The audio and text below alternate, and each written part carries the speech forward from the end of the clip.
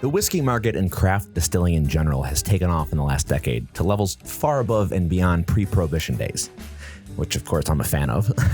But as of August 2022, there were actually 2,600 active distilleries in the United States. This is a 17.4% increase from the previous year. The top 5 states with the most craft distilleries are California, New York, Texas, Pennsylvania, and Washington. These states make up 32.4% of the U.S. craft distiller market. In 2021, the global craft spirits market was estimated at $13.23 billion and made it to about $16.05 billion in 2022.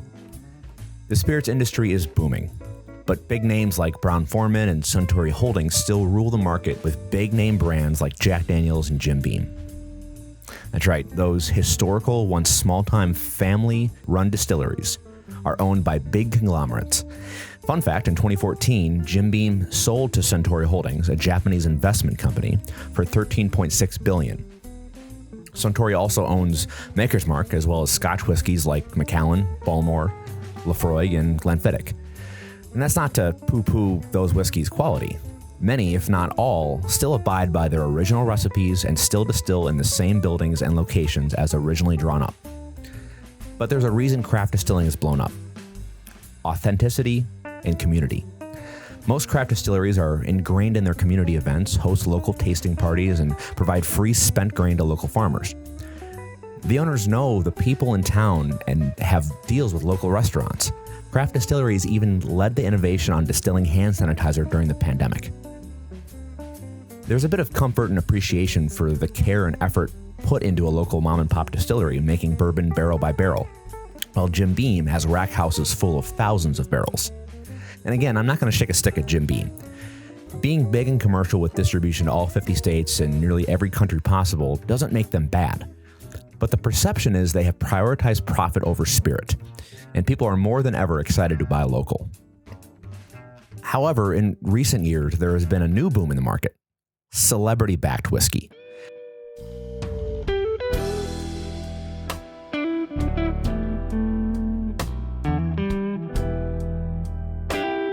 The most well-known and best-selling example is from UFC fighter Conor McGregor, his Proper 12 Irish whiskey. His media allure and controversial style catapulted Proper 12 whiskey to a massive spike in popularity and has helped pave the way for more and more celebrity whiskey to arise. Celebrities see the market, they think it's a good investment, and they take advantage. But there's a major distinction. There's whiskey that's financially backed by celebrities, meaning all they do is throw money at it and slap their name on the bottle. There's also the rare celebrity who works with a distiller, taste tests, and gets behind the process. And I can say with the utmost confidence that Conor McGregor is not hand-picking barrels. He's just putting his name on the bottle, and that's totally fine. He makes his money. But what celebrity whiskeys are out there, and which ones are good or at least worth a shot? I've dedicated this episode to taking just my top 5 in no particular order, ones I find most interesting, and I've judged them based on my own experiences with them. This is not an exhaustive list, nor will it be that in-depth.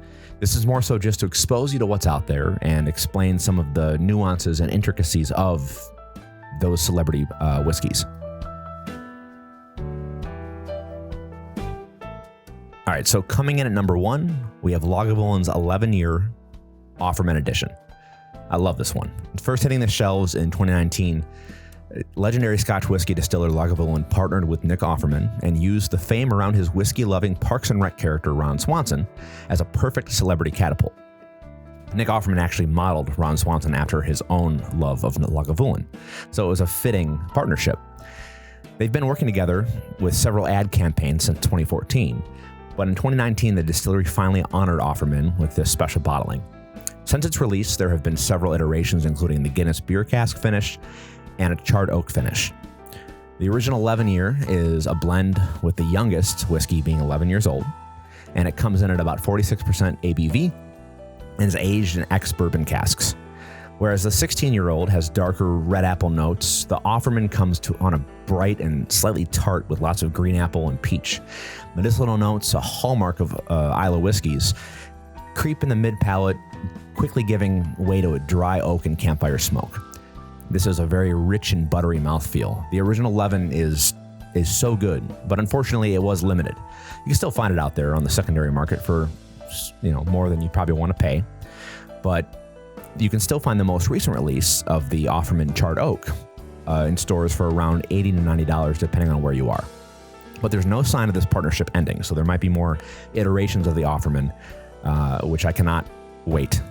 I cannot express enough how much this partnership has really just skyrocketed Lagavulin's whiskey sales, especially to a newer generation, newer crowd.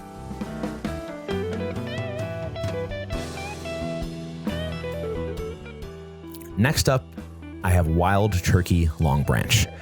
Matthew McConaughey became the creative director of the Wild Turkey Distillery in 2016. As a lover of bourbon, I secretly have always wanted to create my favorite bourbon. Eddie Russell and I have been putting together notes, ideas, taste tests, etc., to create just that bourbon that I'm talking about. It's called Long Branch. And what does Long Branch mean? Well, in its simplest form, it means the extension of a hand, an invitation, a welcome, when friends can become family. And that's exactly how the Russells have treated me since the day I met them. The Russells are proud enough to put their signature on it, and I'm damn proud to put my signature on it. Looking forward to introducing it to you. Looking forward to you getting to taste it. Running multiple ad campaigns and revitalizing their presence on the market. McConaughey teamed up with master distiller Eddie Russell, who assisted in bringing Long Branch to the world in 2018. Texas is bourbon and barbecue country. Hence, McConaughey's upbringing is fully represented in an 8-year bottle of small batch bourbon aged in American oak. Each bottle is proudly imprinted with McConaughey and Russell's signatures.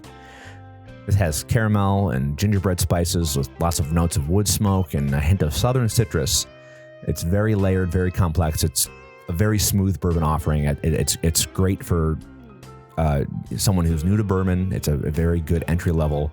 Also not offensive on the price. It's about $40 to $50, depending on where you are. Sadly, apparently, McConaughey's partnership ended this year, and it sounds like Long Branch might still be available, or they might still be making it with his name on as the creator, and he probably will still get royalties, which I'm sure he thinks is all right. I had to. But that being said, this is one of the premier celebrity whiskeys across every article you can find in rankings and sales. It has done very well for Wild Turkey. And next up, we have Blackened American Whiskey. Blackened American Whiskey is a collaboration between Metallica and master distiller and often considered founding father of craft distilling, the late Dave Pickerel.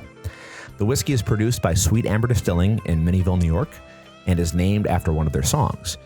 The whiskey is a blend of bourbon and rye whiskeys that are aged for an average of 8 years and then finished in black brandy casks. The band curates a playlist of their own music that is used to sonic enhance the whiskey. This trademark process is called black noise. The process involves playing Metallica's music at low hertz frequencies to cause the whiskey to seep deeper into the barrel, which allegedly allows the whiskey to pick up additional wood flavoring characteristics. How much of this is a gimmick? I don't know. Maybe there's some science behind it, but it's kind of cool that Metallica literally curates their playlist and plays their music at the barrel for the whiskey to age in. It's kind of nice. The whiskey comes in at about 90 proof and sells for around $50. It's nothing really that special. I've had it before. It's fine. It's a fine sipping whiskey. It's got all the traditional bourbon notes of honey and cinnamon and caramel and vanilla, but it has a very strong rye and allspice spice with a little bit of a fruited note at the end. That's very pleasant, but it's nothing crazy and special. I would love to know, though, more about the science behind this black noise process that Metallica is doing. Maybe we should play music for all of our bourbon barrels. Who knows?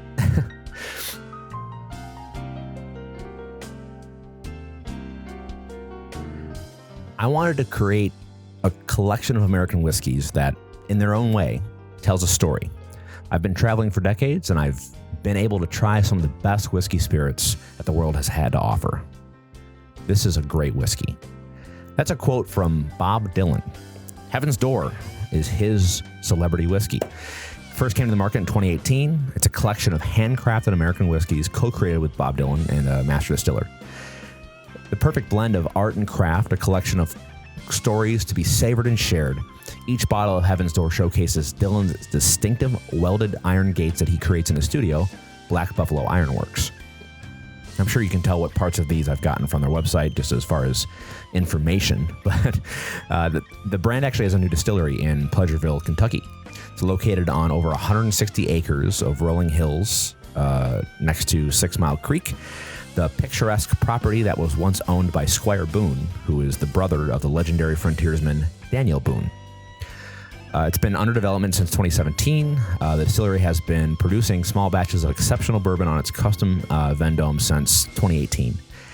The Heaven's Door Distillery features 2 separate still houses, each in its own towering western horse barn, a visitor center with tasting rooms and lounges.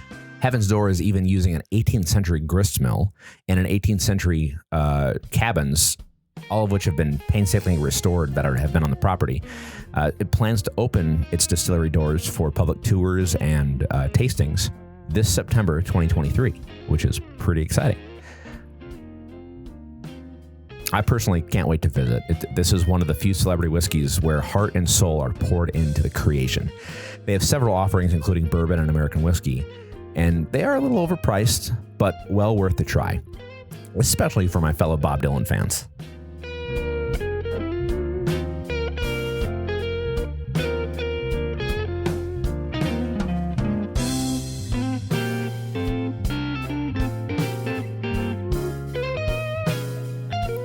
So next up, I have Brothers Bond Bourbon.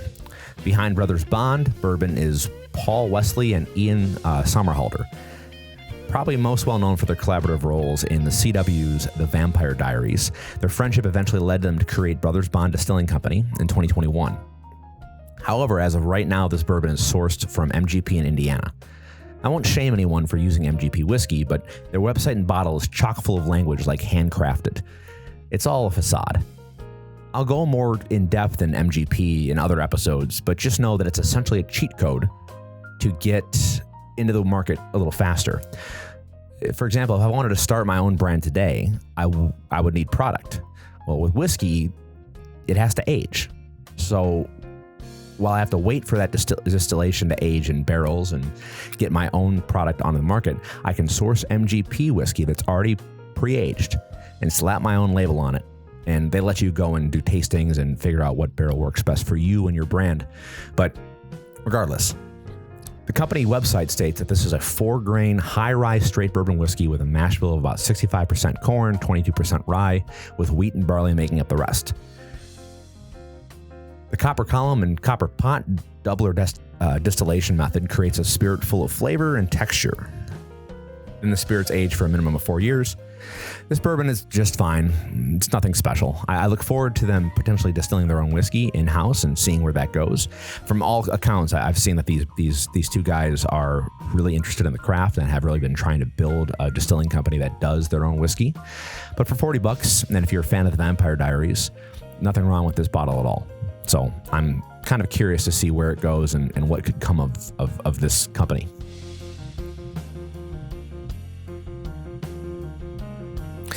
Now, like I said, this list isn't exhaustive.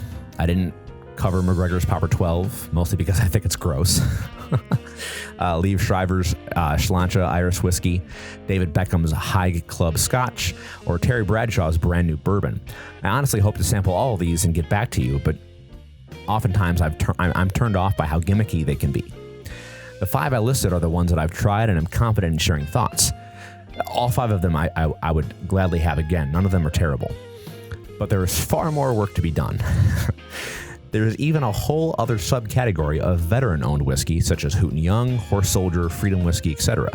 Some of these are incredible craft distilleries or whiskey connoisseurs in their own right, especially people who've retired from the military and want to get into a hobby and learn something new. But others are kind of gimmicky. They're more of a thank me for my service, I was in the military veteran kind of marketing play. But regardless, it's an entire subgenre of whiskey that I can't wait to further explore as well.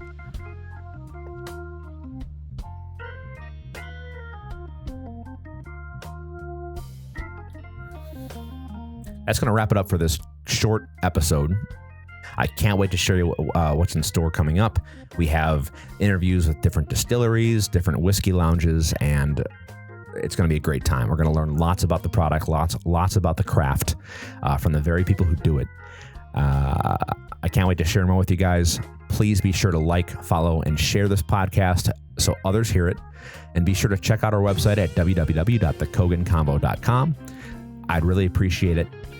I'll talk to you soon. Have a good one, y'all. Cheers.